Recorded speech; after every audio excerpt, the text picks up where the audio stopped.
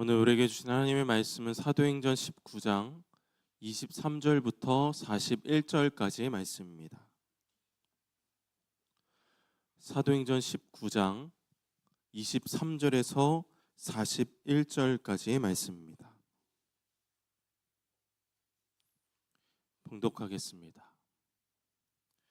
그때쯤 되어 이 도로 말미암아 적지 않은 소동이 있었으니 즉 데메드리오라 하는 어떤 은장색이 은으로 아데미의 신상 모형을 만들어 직공들에게 적지 않은 벌이를 하게 하더니 그가 그 직공들과 그러한 영업하는 자들을 모아 이르되 여러분도 알거니와 우리의 풍족한 생활이 이 생업에 있는데 이 바울이 에베소뿐 아니라 거의 전 아시아를 통하여 수많은 사람을 권유하여 말하되 사람의 손으로 만든 것들은 신이 아니라 하니 이는 그대들도 보고 들은 것이라.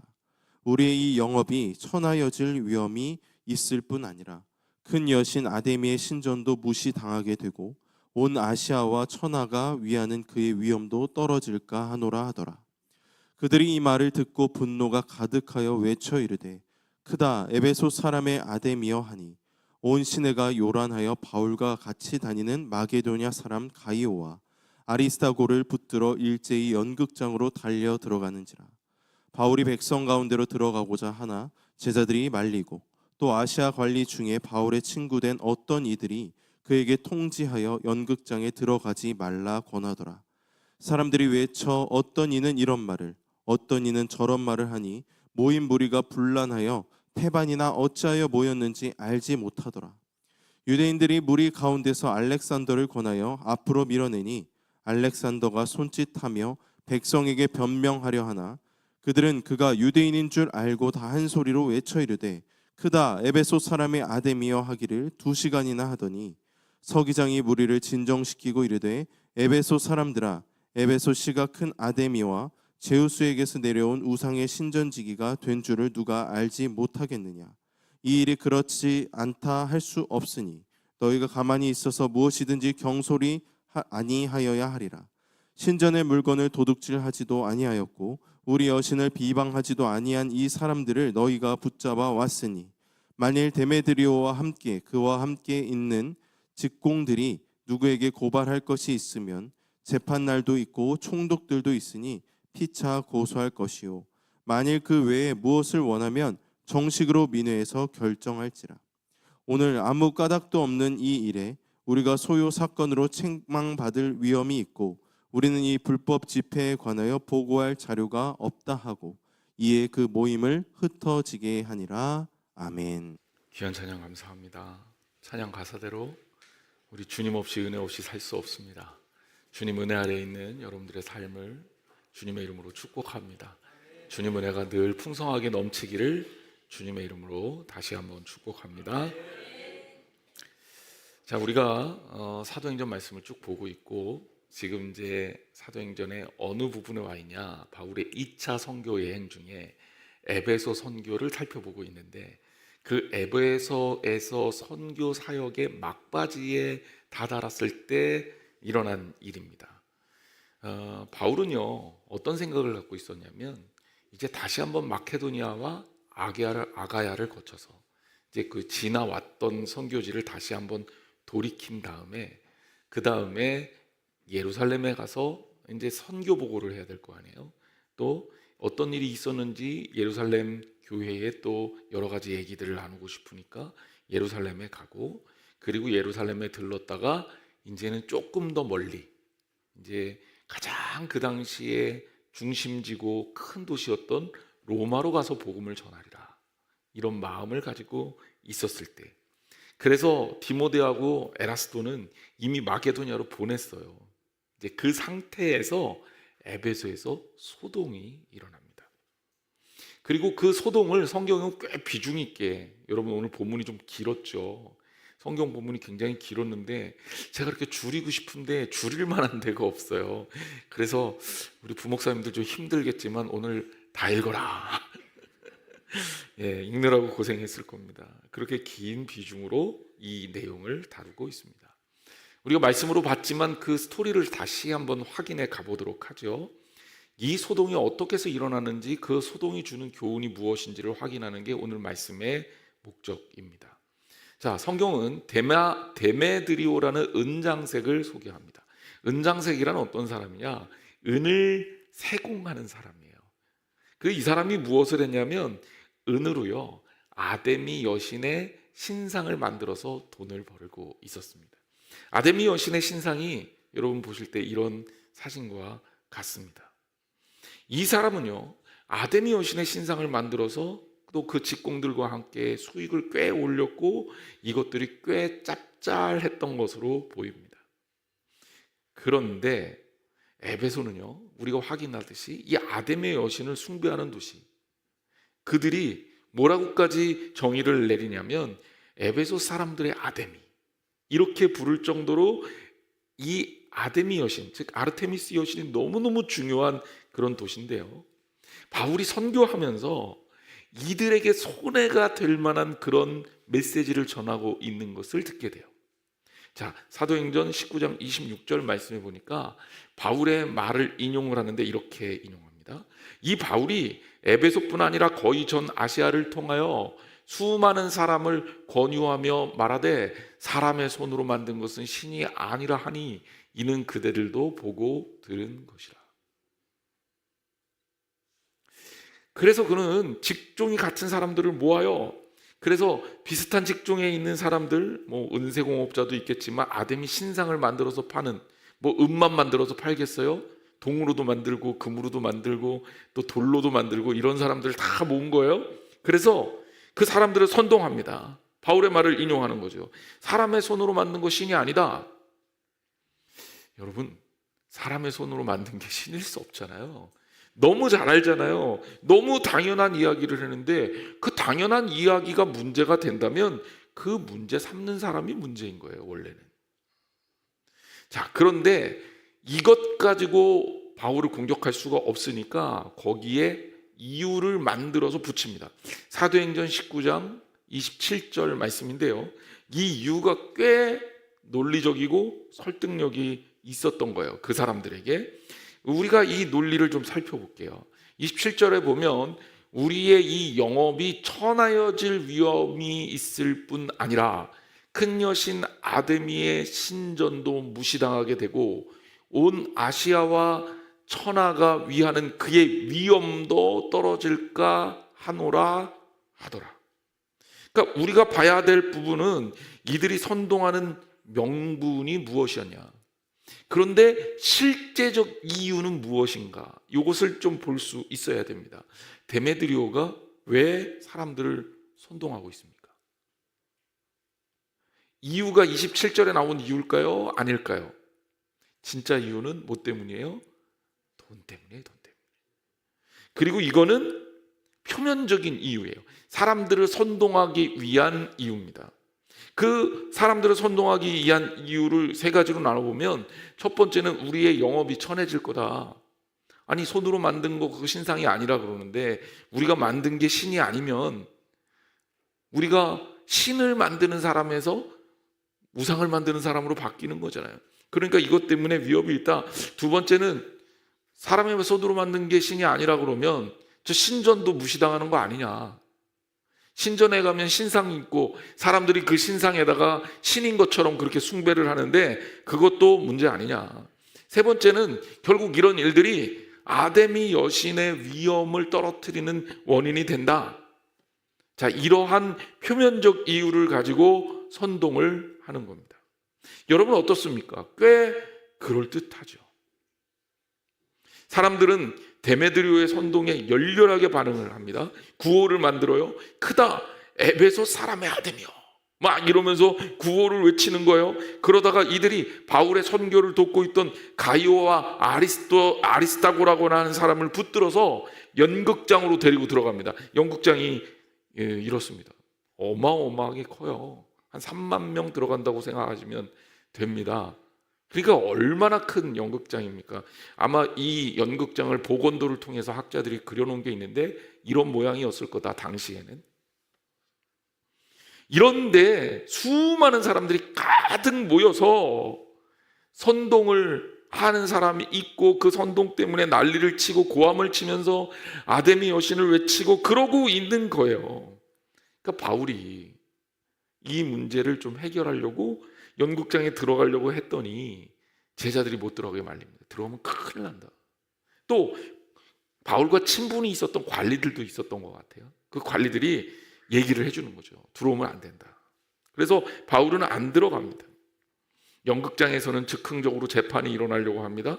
유대인의 알렉산더라는 사람이 나서서 이것을 해결하려고 합니다. 근데 그 사람 유대인이라고 또 비난하니까 또 못해요.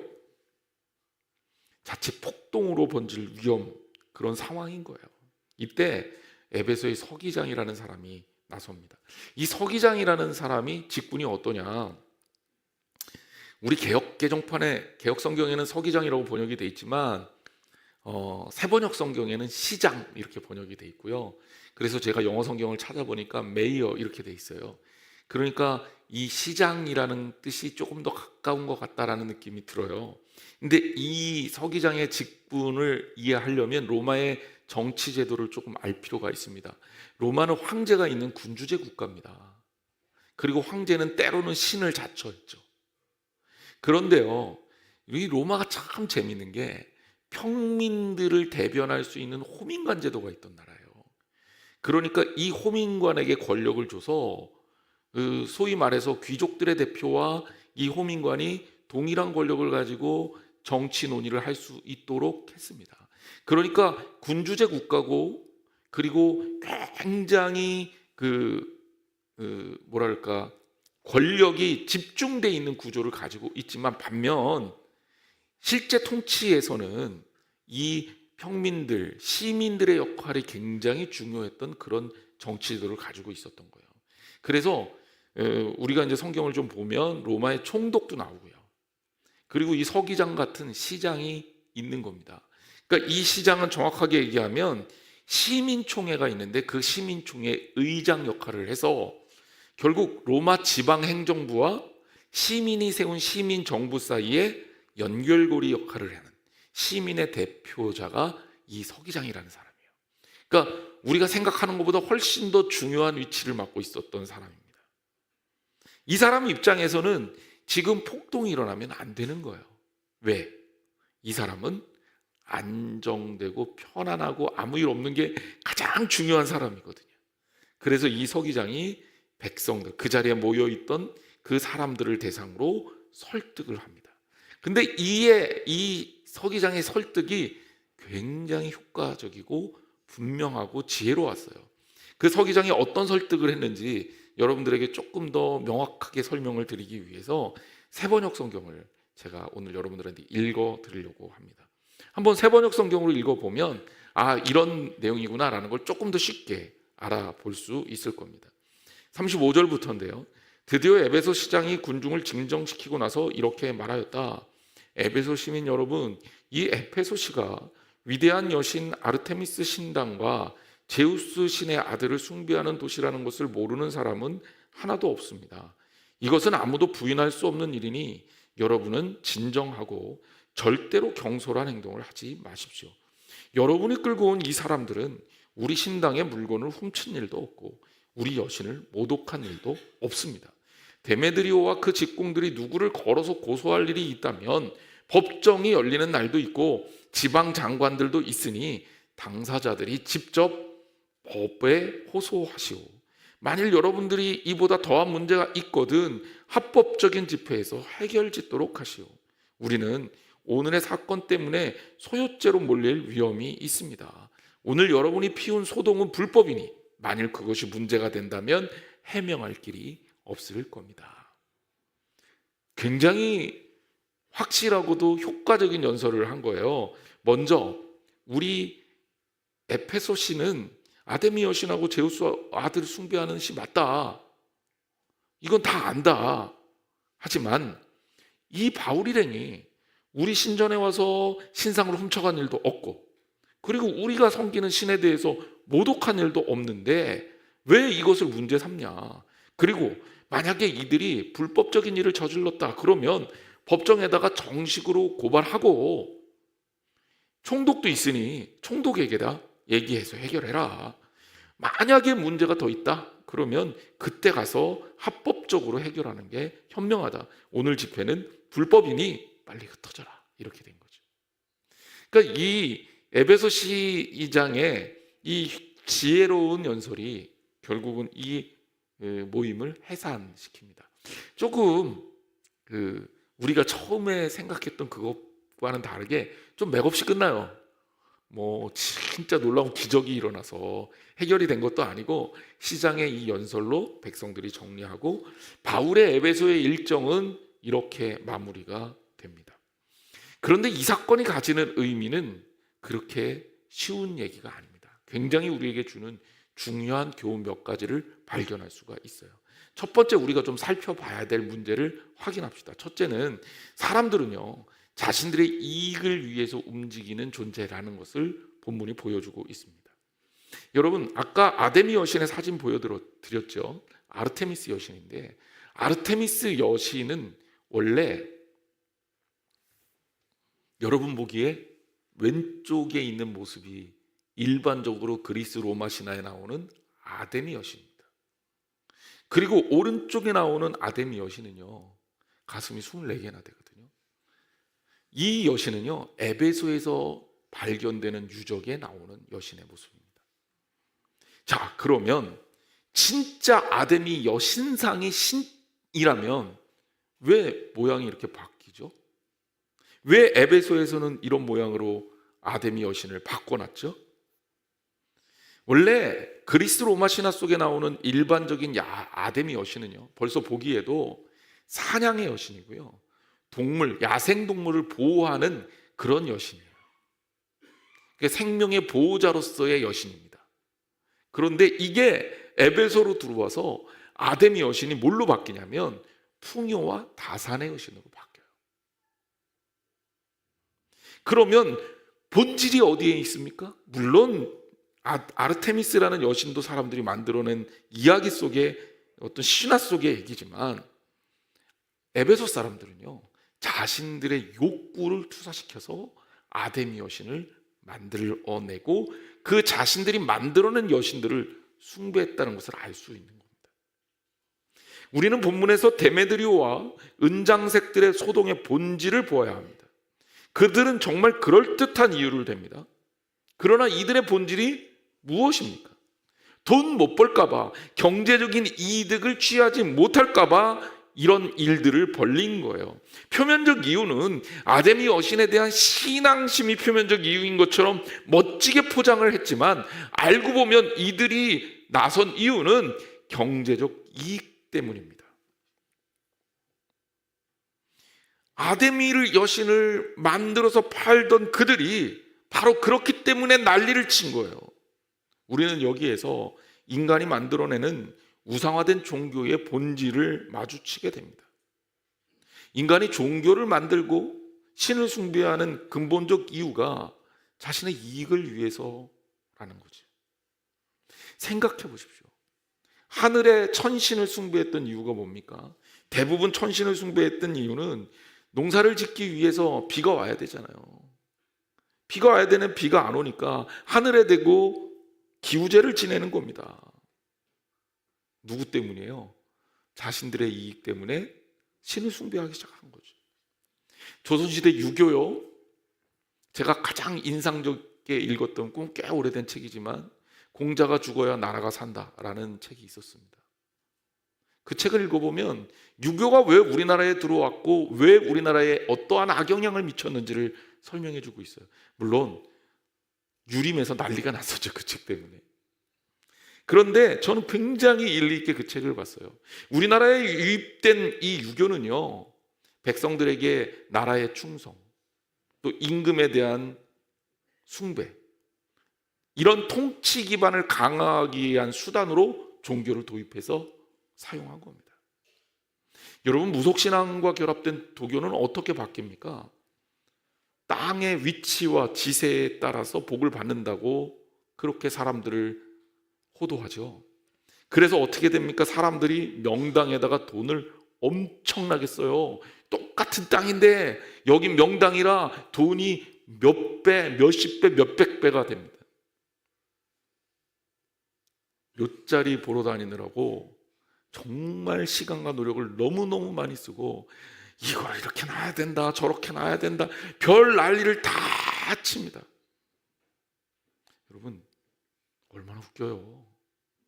한 발만 이렇게 뒤로 떨어져서 이렇게 보면 저게 말이 되나 이런 것들 투성인데 사람들은 다 그런 거에 아주 엄청난 노력을 기울이고 있다는 거예요. 왜? 이유가 뭡니까? 그래야 나도 잘 살고, 그래야 자손도 잘 살고. 우리가 이렇게 못 사는 이유는 다 뭐 때문이야? 묘를 잘못 써서 그래. 여기 집터를 잘못 골랐어요. 이렇게 얘기하는 거예요.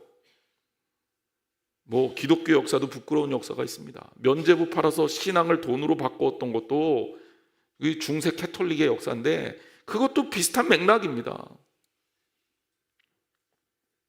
여러분, 잘못된 종교는요, 인간의 개인적 탐욕을 위해 기복화되고 수단화됩니다. 이렇게 되면 의미 없는 것들에 의미를 부여하고 생명력 없는 것들에 놀라운 능력이 있다고 주장하고 또 그것들에 기생해서 장사하고 이용해서 돈을 남기는 수많은 사람들이 생기는 겁니다. 이런 종이에다가 막 낙서 몇 장 해주고 돈 엄청 비싸게 받잖아요. 그런 거 필요하면 저한테 오세요. 제가 뭐 써줄게. 영향력 없는 거지만. 여러분, 하나님은요, 이 비본질적 우상숭배를 정말 싫어하십니다. 그래서 10계명의 1계명과 2계명이 다 우상숭배에 관한 것들이에요. 너를 위하여 우상 만들지 말라. 이게 하나님의 계명이잖아요. 생각해 보십시오. 성경에서 그러면 우리에게 주는 메시지의 핵심이 뭡니까? 성경의 복의 개념이 뭡니까? 성경은요, 한마디로 이렇게 얘기합니다. 복은 하나님과의 관계다. 달라요. 그리고 하나님과의 관계가 올바로 정립되면 우리의 삶에 변화되는 것을 목표를 두고 있습니다. 우리 지난주에도 봤잖아요. 주술이랑 마술이랑 신앙이랑은 다른 거예요. 우상을 사서 복을 받는다면 이거는 주술이나 마술이나 똑같은 거죠. 철학자 키에르케고르는 우리가 믿는 기독교를 일반 종교와 구분을 해서 계시 종교라고 명명합니다. 그래서 기독교를 계시 종교, 그리고 다른 종교를 일반 종교라고 구분을 하는데 기독교가 왜 계시 종교냐? 기독교는 우리가 노력을 해서 구원을 얻는 상향적 종교가 아니라 하나님이 우리에게 오시는 종교이기 때문에 그래요. 일반 종교는 뭐냐? 우리가 뭘 해야 된다고 얘기를 해. 그래야 구원을 받는다고 얘기를 해요. 뭘 사야 되고 뭘 헌금해야 되고 무슨 노력을 해야 되고 훈련을 해야 되고, 이게 뭐냐? 인간이 무엇을 함으로써 신에 접근하는 거예요. 그러니까 접근 방법이 완전히 달라요. 일반 종교는 상향적이죠. 그래서 우리 기독교는요, 관계, 하나님과의 관계가 우리의 신앙의 핵심이라고 얘기하는 겁니다. 요한복음 15장 5절과 6절 말씀에 보면 이 부분을 정확하게 성경이 정의하고 있어요. 예수님의 말씀입니다. 나는 포도나무요 너희는 가지라.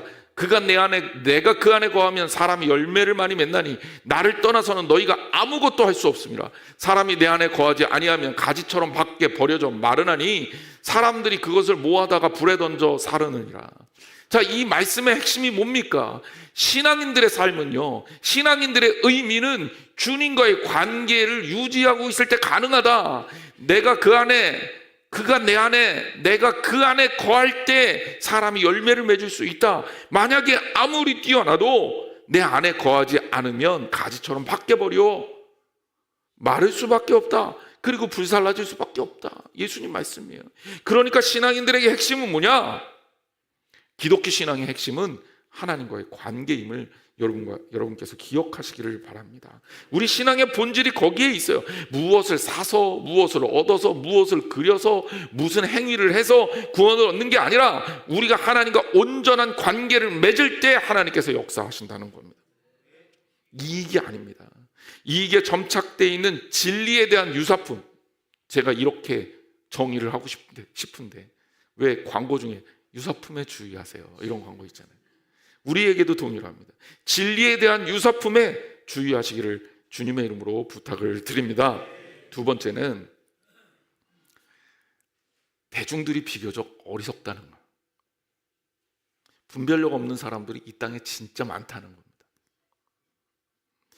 자, 우리가 사는 세상에요, 이제 논리학 공부를 하게 되면 꼭 우리가 확인하고 가르치는 것들이 있는데, 첫째는 뭐냐? 팩트가 있다는 거예요. 팩트. 사실이죠. 사실. 어떤 것이 변하지 않는 사실, 어떤 상황에서도 있는 그대로의 사실. 뭐 예를 들자면 제가 남자다 의심하는 사람 있어요? 혹시? 이승모 목사는 남자다, 이런 것들은 사실이에요. 사실. 그죠? 근데 제가 좋은 사람이다, 이거는 뭐예요? 대답 잘 하셔야 돼요. 이거는 주장이에요. 사실이 아니라 의견이에요. 제가 누군가에게 좋은 사람일 수도 있죠. 좋은 사람이 되려고 애쓰죠. 근데 저를 나쁜 사람으로 생각하는 사람도 있을 수 있어요. 많으면 안 되겠지만 이거는 뭐예요? 이거는 의견이에요. 그래서 팩트와 오피니언, 사실과 의견, 이것들로 우리의 이야기들은 너무 많이 섞여 있어요. 그런데 이제 제가 주장이라고 표현하는 게 의견이란 말을 좀 세게 얘기하는 겁니다. 그래서 현명한 사람이 되려면 이 사실과 개인이 가지고 있는 의견을 분별해야 돼요. 즉, 그리고 의견에 대해서는요, 좋은 의견이 있어요. 예를 들자면 선한 목적을 가지고 사실에 근거해서 논리적이고 개연성이 충분한 그런 의견, 좋은 의견이죠. 그런데 나쁜 의견이 있어요. 사기를 치기 위해서 주장을 한다든지, 누군가를 괴롭히기 위해서 거짓말을 퍼뜨린다든지, 혹은 누군가를 음해하기 위해서 얘기한다든지, 뭐 예를 들자면 그런 거겠죠. 이승모 목사 나쁜 사람이래, 알고 보니까 이제 없는 얘기 막 터뜨려요. 한 10년 전에 누구누구 괴롭히기도 했대. 이거는 뭐예요? 나쁜 주장이고 나쁜 의견인 거예요. 이런 것들을 구별해야죠. 오늘 본문을 보세요. 데메드리오가 은장색을 선동합니다. 자신의 이익을 극대화하고자 신앙이라는 껍데기를 쓰고 마치 바울과 그 일행이 엄청난 잘못을 한 것이라는, 뭘 한 거예요? 자신의 주장을, 의견을 내세운 겁니다. 그런데 그 의견이 진짜 좋은 의견이냐? 그렇지 않다는 거죠. 좋다는 포장을 하고 있지만 그 이면에 뭐가 있어요?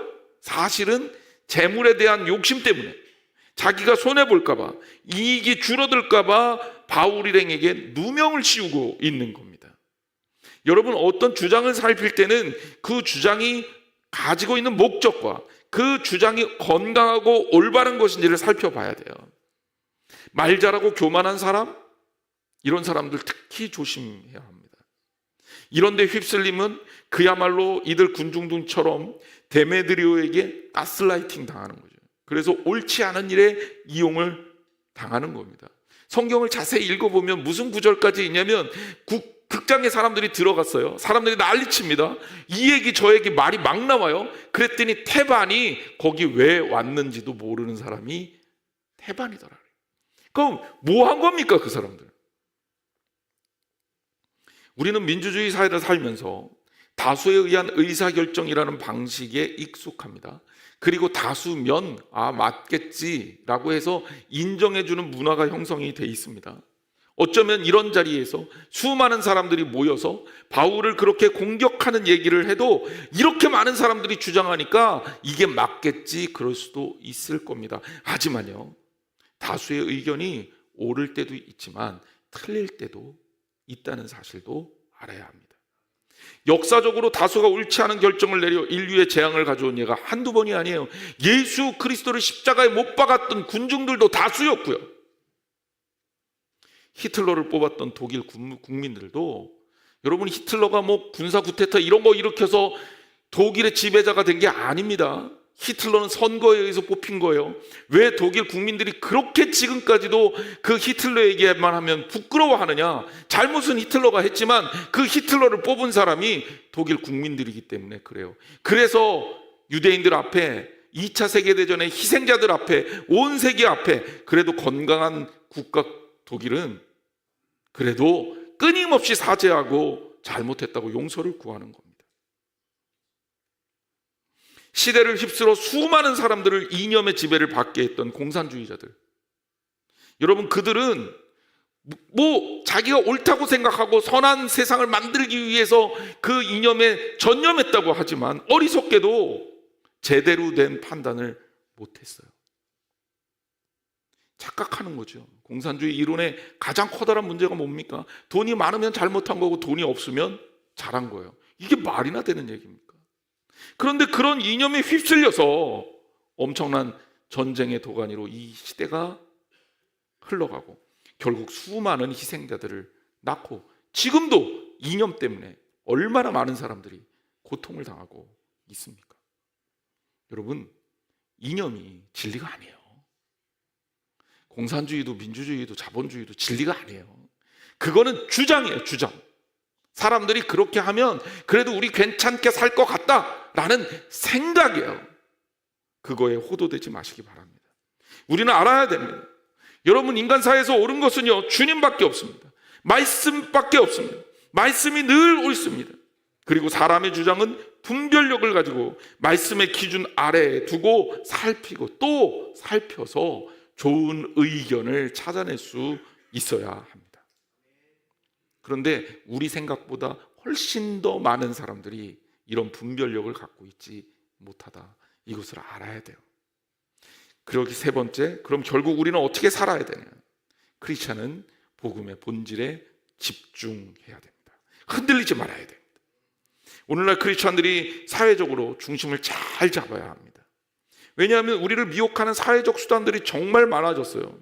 자칫하다가 그것에 마음을 뺏겨서 크리스찬으로서의 중심이 흔들려 버릴 수도 있습니다. 우리를 흔들는 오염된 것들이 어떤 것들이 있을까요? 뭐 예를 들자면 첫 번째는 매스미디어들이 있습니다. 오늘날 매스미디어 홍수 시대를 살고 있습니다. 소셜미디어도 있고 정확하게는 브로드캐스팅, 방송도 있습니다. 하루에도 계속 쏟아지는 수많은 스팸 문자들, 유튜브, 페이스북, 인스타그램, 트위터, 어디서 접할 수 있는 인터넷을 통해서 접하는 뉴스들, 자료들. 근데 여러분, 묻고 싶어요. 이거 믿을 수 있습니까? 요즘 인공지능이 엄청난 그 신드롬을 일으키잖아요. 그런 챗 GPT가 대답을 하는 게 진짜 늘 맞을까요? 여러분, 궁금하시면 오늘 가서 해보시면 돼요. 뭐라고 물어보시면 되냐면, 이승무 목사는 누구입니까? 이렇게 쳐보세요. 한양제일교회 담임 목회하고 있는 이승무 목사 누구입니까? 이렇게 대답을 해요. 신기하게. 근데 거짓말이 한 40%예요. 자, 이 얘기는 무엇을 얘기하고 있냐면, 여러분들이 접하는 수많은 이야기거리들이 사실은 거짓말일 때가 많다는 거예요. 전 뭐 다른 얘기 안 하겠습니다. 제가 이제 전문가라고 얘기할 수 있는 이런 신앙적인 부분, 기독교 관련한 성경적인 부분에 대해서 수많은 유튜브가 생산이 되고 있습니다.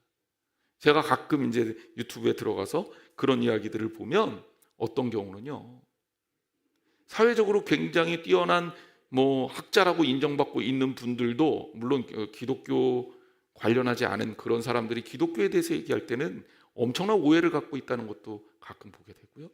전문가들이 가르쳐 준다고 하는 수많은 어떤 강연이나 이런 것들에서 맞지 않는 얘기를 할 때가 많아서 깜짝깜짝 놀라요. 그런데 하다못해 일반인들이 아무런 자격도 없이 방송할 수 있는 게 유튜브 아닙니까? 여러분, 그거 다 믿으면 얼마나 생각이 오염되겠어요. 그리고 이단들은요, 의도적으로 가짜 뉴스를 만들어서 기독교를 공격합니다. 가짜 복음을요, 화려하게 치장해서 진짜처럼 파는 경우도 너무 많고요.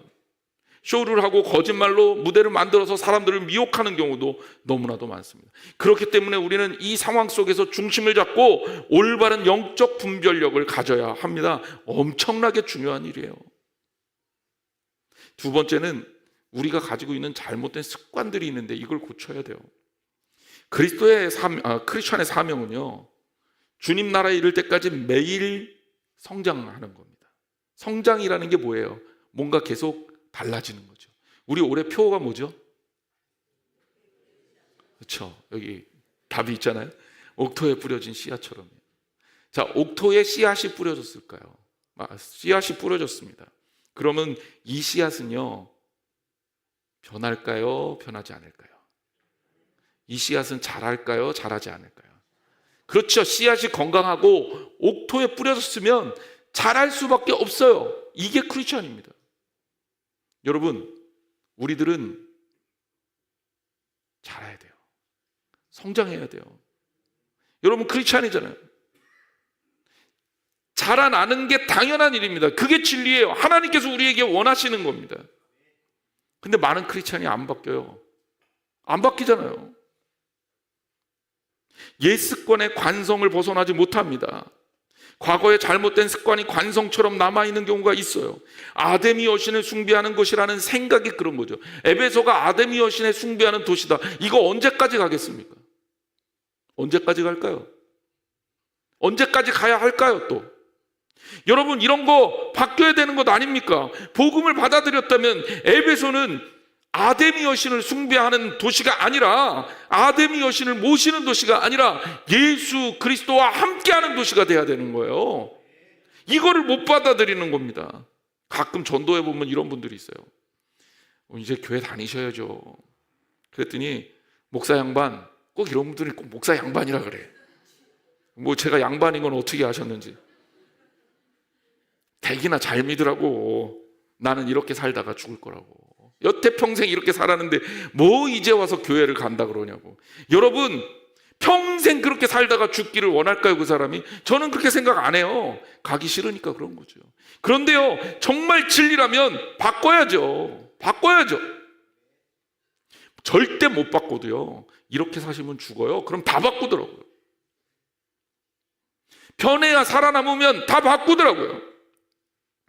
주님의 나라 이룰 때까지 우리 중심 잡고 하나님 나라 추구해야 합니다.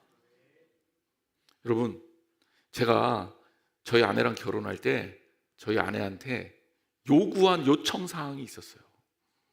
제가 이 얘기하면 여자들의 공적이 될까 봐 잘 얘기를 안 하는데, 뭐 다른 사람 얘기하기 좀 그래서 제 얘기를 합니다. 제가 뭐였냐면, 저희 아내한테 결혼할 때 뭐라 그랬냐, 남자 지갑에는 돈이 떨어지면 안 돼. 아침마다 확인해서 반드시 빳빳한 걸로 늘 10장 이상씩 넣어놓도록. 예, 그 당시에는 5만 원권이 없었어요. 10장 하면 어느 정도 금액인지 대충 아실 거고요. 제가 돈을 잘 벌어다 주고 이런 얘기를 했으면 참 멋있는 사람이겠지만, 예, 돈도 제대로 못 벌어다 주면서 이런 얘기를 해서 사실은 좀 창피해요, 지금 생각해보면. 근데 그거 말고 또 다른 얘기도 했어요. 나는 먹는 게 되게 중요한 사람이거든. 아침에는 국, 저녁에는 찌개야. 내 평생 동안 루틴이야.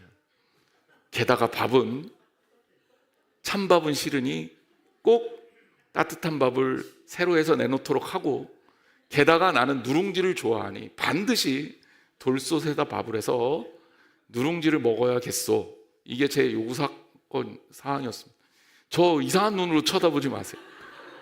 그때 그랬다는 거예요. 그때 저희 집이 약간 가부장적인 분위기가 있거든요. 그래서 저는 그렇게 하면 좋을 줄 알았어요. 그래서 실제로 저희 아내가 몇 년 동안 그렇게 해줬습니다.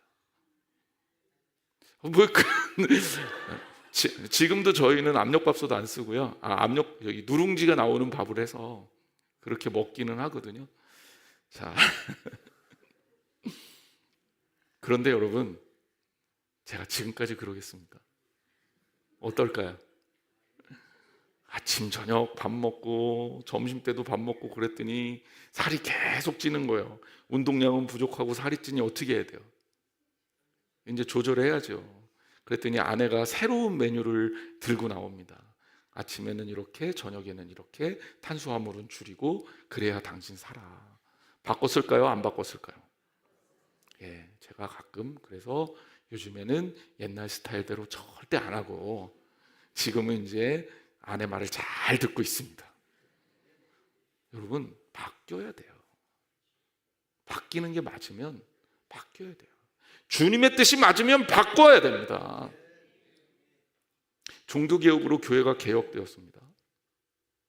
그러면 그 개혁된 교회는 거기 머무르면 될까요? 안 됩니다. 그래서 이런 모토가 생겼어요.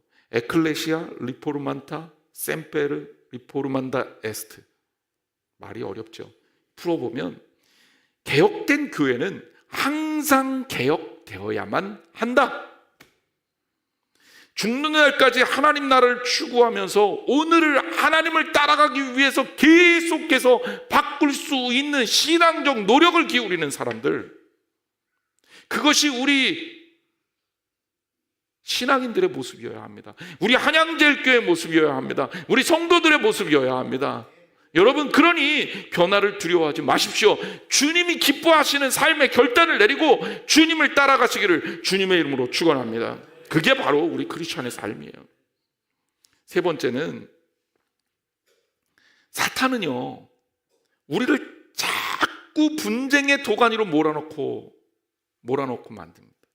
그러니까 사랑을 못하게 만들어요. 이게 무슨 얘기냐? 영적 분별력을 가지고 하나님이 기뻐하시는 아름다운 신앙 공동체를 만들며 사는 거, 이거 사탄이 싫어하는 일이에요. 하나님이 기뻐하시는 일입니다. 그러면 사탄은 어떻게 할까요? 방해하려고 애를 쓰겠죠.